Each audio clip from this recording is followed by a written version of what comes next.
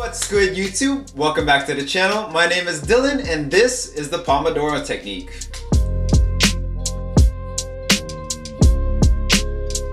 So, random thought, after 10 years of cutting my own hair, I finally made a mistake that I cannot fix. So if you remember, I was talking about how I had food poisoning. I started feeling better and decided to cut my hair, but I wasn't paying attention to which blade I was using, so now I have a buzz cut. I look like I'm 15 again.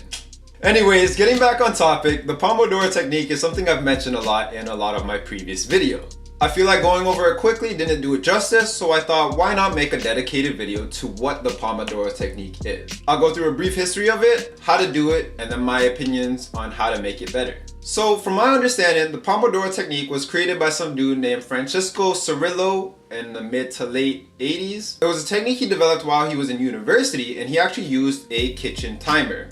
Hence why I think most of the logos are usually a tomato timer and this work session is 25 minutes. I mean, despite the fact that Pomodoro means tomato in Italian. But nonetheless, this technique has proven time and time again to be super helpful. A lot of productivity and self-help gurus have praised it and now it's circulating the circles and now you're on this video. So in an attempt to explain the Pomodoro Technique in a sentence, I would say it's a time blocking technique that breaks your work session into two timed intervals, a longer work session and a short break session.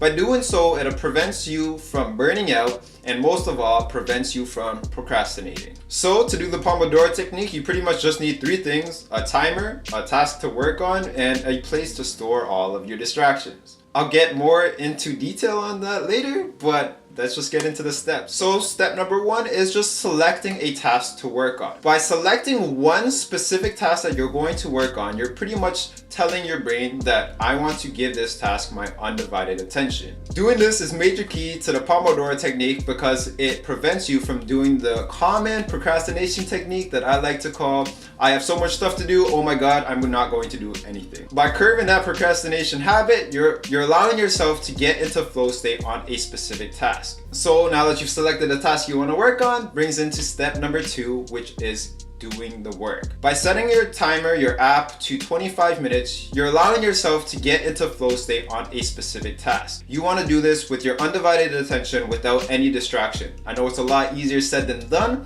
but that's why this technique takes account for that. So personally for me, I work with my planner beside me while I'm working on a task. I do something called a brain dump before I plan my week or my day, and this is a great location for me to also store the distractions that I have while I work. So regardless of how ridiculous that thought is or how logical your distractions come to your brain, I make sure that you put those things aside.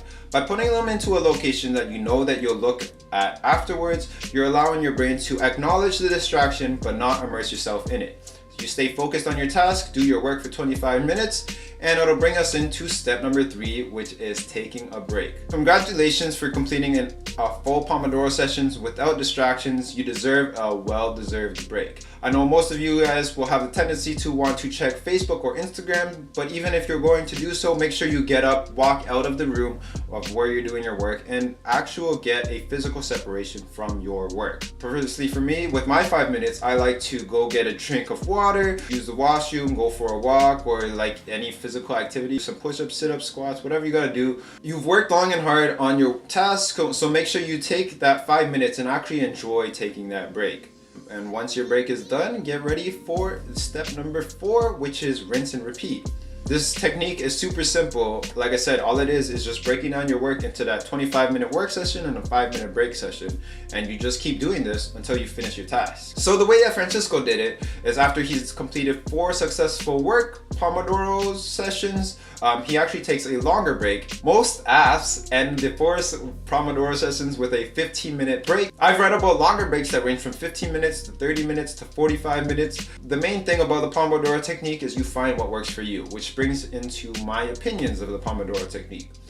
I've used the Pomodoro Technique the way that Francesco's talked about it, other blog posts have read it, and is rather than being so anxious about completing your task, you're more focused on input rather than just the output. Honestly, in my opinion, the main thing about Pomodoros that I find super useful is getting yourself into the zone state, like into the flow. The main time I usually procrastinate is right before a task. There's something in our brains that make us want to finish things that we've started. So being able to start is the most important thing for me in terms of procrastination. The best analogy I can think of to explain my type of procrastination, trying to get started with work is kind of like a chemical reaction. Most chemical reactions require an amount of inertial energy to actually get reaction started. So to me, that's kind of like what procrastination does. The fact that a work session is 25 minutes allows my brain to see that it's something so doable, creating that inertial energy, breaking past through that barrier, and actually get work started. I actually found Thomas Frank, also known as College Info Geek, uses a great app called Tide. For a better explanation, I definitely recommend checking his video on the Pomodoro Technique. But basically, Tide is a combination of a Pomodoro app along with the Forest app. If you don't know what Forest is, it's basically an app that prevents you from using your phone while you are doing a work session. I find this super useful that they've combined both of them because it prevents you from using your phone, checking Instagram, Facebook, Twitter, whatever, just using your phone in general to do a work session. So having an app like Tide along with the previous app that I talked about, Self-Control, it really makes you only have the option to do work. And those two apps in combination I find is the best way for me to use the Pomodoro Technique. Comment down below of how you might use the Pomodoro Technique. And that's about everything. Thanks so much for watching this video. Good luck on getting some stuff done, and I'll catch you guys in the next one.